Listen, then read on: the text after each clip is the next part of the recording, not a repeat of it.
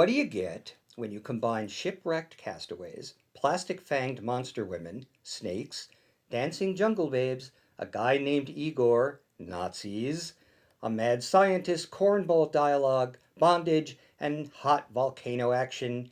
You get director Richard Cuna's She-Demons, the cinematic equivalent of 2 pounds of bologna in a 1 pound bag. The old saying, everything but the kitchen sink, is completely appropriate for this 1958 clown car. Beautiful but spoiled Jerry, Irish McCalla, is shipwrecked on an uncharted island with skipper Fred, Todd Greffin, wisecracking mate Sammy, Victor Sen Yung, and just here to get killed off very early on, Chris. The former three decide to explore and were treated to a good deal of bickering and fortune cookie jokes.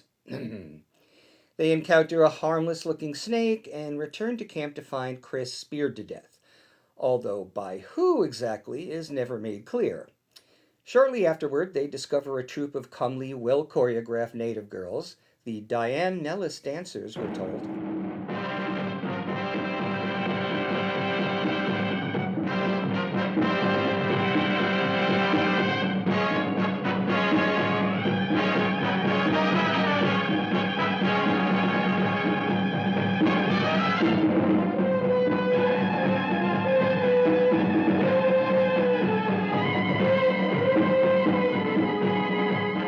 Who occasionally transform into snarling, putty-faced cannibals. You see, there's this Dr. Mengele wannabe named Osler who has set up camp on the island, and he's been experimenting on the dancers in an attempt to restore the hideously scarred face of his wife. You got all that?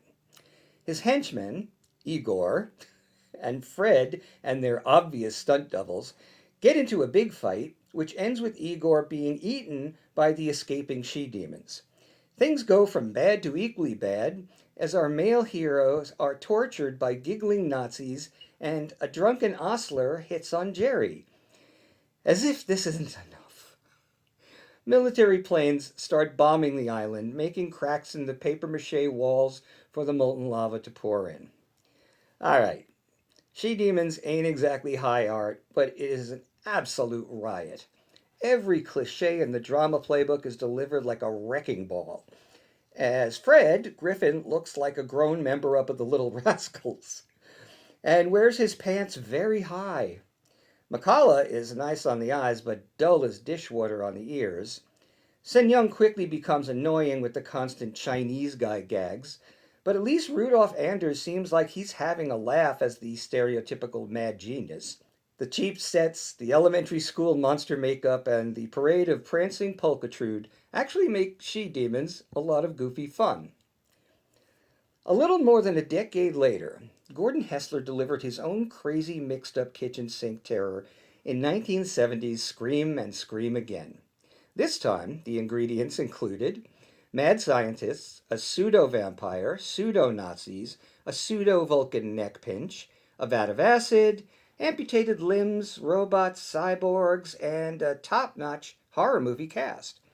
If only someone could have brought Christopher Lee, Peter Cushing, and Vincent Price together for a film that's actually good. The film opens with a jogger who wakes up in the hospital bed with one of his legs amputated, and this becomes something of a running gag through the film as each time we've returned to the room, another appendage has been removed. It's never entirely clear who is doing this, but no matter, it's just one more confusing piece of this silly puzzle. The police are looking for a vampire who is draining the blood of mod London birds. And by birds, I mean women.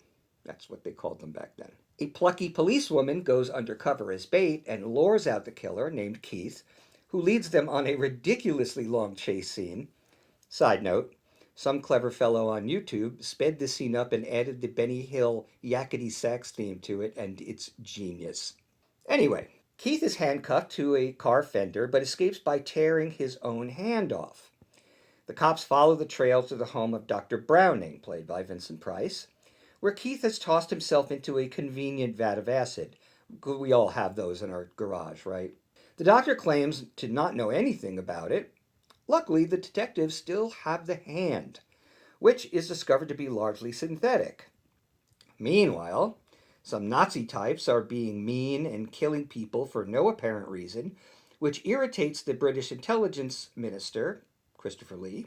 A young doctor, Scars of Dracula's Christopher Matthews, further investigates Browning, which leads to a confrontation of all the remaining characters in a secret cyborg laboratory. The film seems like it should have been titled Rewrite and Rewrite Again, because it is the kind of muddled mess that often happens when too many elements are shoehorned into one storyline.